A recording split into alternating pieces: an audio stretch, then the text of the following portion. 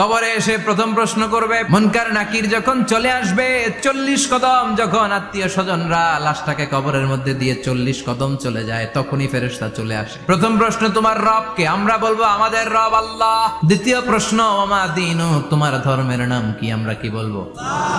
তৃতীয় প্রশ্ন, বিশ্বনবীর চেহারা দেখিয়ে বলা হবে আতারিফু হাদার রাজুল, এই লোকটারে চিনো নাকি? আমরা বলবো চিনি, আমাদের প্রাণের নবী। তিনটা প্রশ্নের যথাযথ উত্তর যখন দিয়ে দিলেন, ফেরেশতারা বলবে কেমনে জানলা? তিনটা প্রশ্নের উত্তর তুমি কেমনে বললা? আপনাকে তখন বলতে হবে আমি কোরআন থেকে শিখেছি, আমি হাদিস থেকে শিখেছি, আমি ইসলাম জেনে বুঝে মেনেছি, আমি আন্দাজে কোথাও ঘুরি নাই। সব প্রশ্নের উত্তর তুমি পেরেছো। আপনার কবরটারে 70 হাত লম্বা করে দেয়া হবে। আপনার কবর থেকে জান্নাতের দিকে দরজা খুলে দেয়া হবে। জান্নাতের 2টা রেশমি কাপড়ের পোশাক এনে আপনারে পরিয়ে দেয়া হবে, আর বলা হবে ঘুমাও। তোমাকে লম্বা সময় পাড়ি দিতে হবে, ঘুমাও। যেমনি বর বাসর রাতে আরামসে ঘুম দেয়, কেউ তোমার ঘুম ভাঙবে না,